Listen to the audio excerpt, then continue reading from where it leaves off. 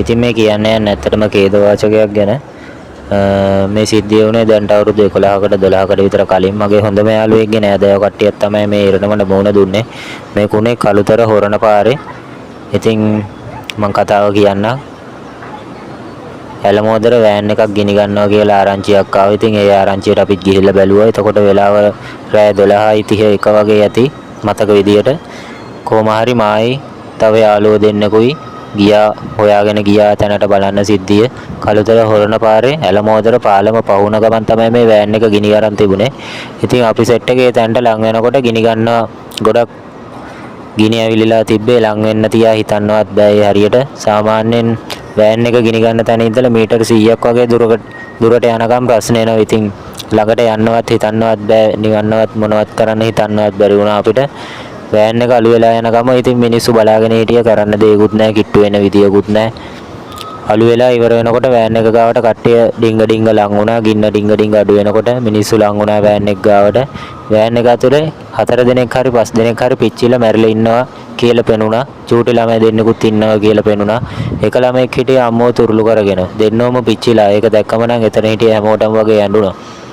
ඒක අදටත් අමතක නොවන සිදුවීමක් මට. වෑන් එක ළඟටවත් යන්න බැරි වුණා. ඉතින් අපිට රස්නේ හින්දා නිවන්න තියා හිතන්නවත් බැරි වුණා අපිට ඒ වෙලාවේ. ඉතින් මේ මැරුණ අයට මොනතරම් වේදනාවක් දැනෙන්නේ නැද්ද කියලා ඔයාලා හිතලා බලන්න.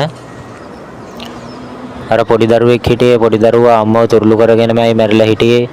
මැරෙන බව දැනගෙනම ඉතින් ඒ අම්මත් පොඩි එක්කෙනාව තුරුළු කරන් ඉන්න නැති. මේ සිද්ධිය YouTube එකේ තාම තියෙනවා. කළුතර වෑන් ෆයර් කියලා සර්ච් කරලා බැලුවම මම හිතන්නේ ඔයාලට බලා ගන්න පුළුවන්. ගොඩක් තියෙනවා මම හිතන්නේ වීඩියෝ ගොඩක් දාපු කට්ටිය. ඇලමෝදර වෑන් ෆයර් කියලා ගැව්වත් තියෙනවා මම හිතන්නේ ඔයාලා සර්ච් කරලා බලන්න. කොහොම හරි මේ ඛේදවාචක ඉවර වෙලා මාස 2-3ක් යනකොට ඒ හරිය පොඩි අద్భుත සිදුවීම් 2-3ක් වෙන්න පටන් ගත්තා. කට්ටිය බය වෙලා හැම තිබුණා.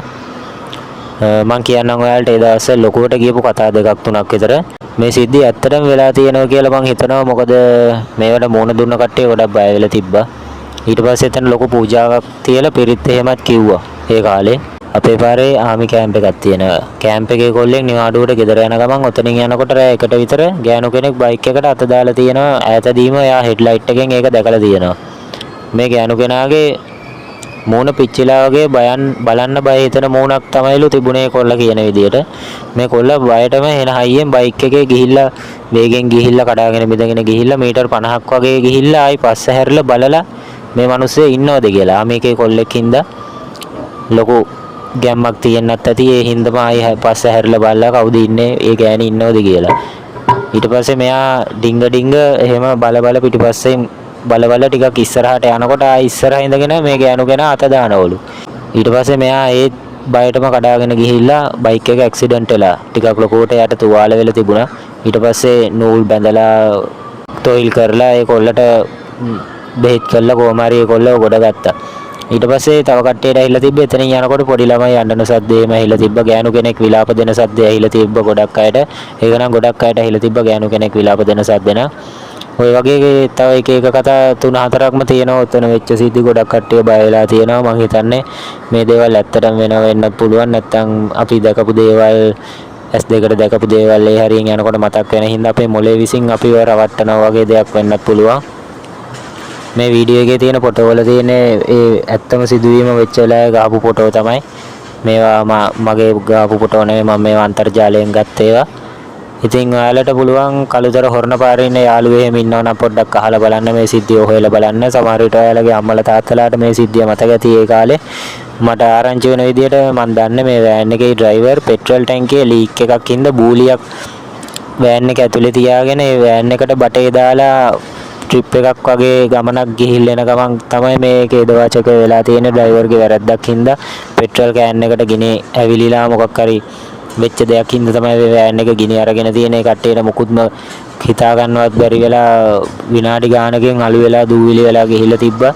මරණවලත් තිබුණේ ඇටකටු විතරයි. මස් කියලා දෙයක් තිබුණේම නැහැ. අඟුරු වෙලා ගිහිල්ලා තිබ්බ තනිකර කොහොමවත් මරණය අධ්‍යා බලන්න බැරි විදියට තමයි තිබුණේ. ඉතින් මේ සිදුවීම මට නම් ජීවිතේට අමතක වෙන්නේ නැහැ. ඔයාලා ගාව මේ විස්තරේ ෆොටෝ තියෙනවා නම් දාන්න කමෙන්ට් කරන්න. ඉතින් හොයලා බලන්න විස්තරේ සර්ච් කරලා බලන්න YouTube එකේ කළුතර වෑන් ෆයර් කියලා ගැව්වම YouTube එකේ වීඩියෝ එක පෙන්නයි මං හිතන්නේ. ඇලමුදර වෑන් ෆයර් කියලා ගහලා බලන්න YouTube එකේ වීඩියෝ ඇති තව මම හිතනවා තියෙනවා කියලා.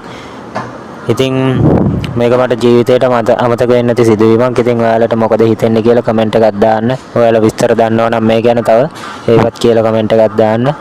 මේ channel එක subscribe කරන්නත් අමතක කරන්න එපා.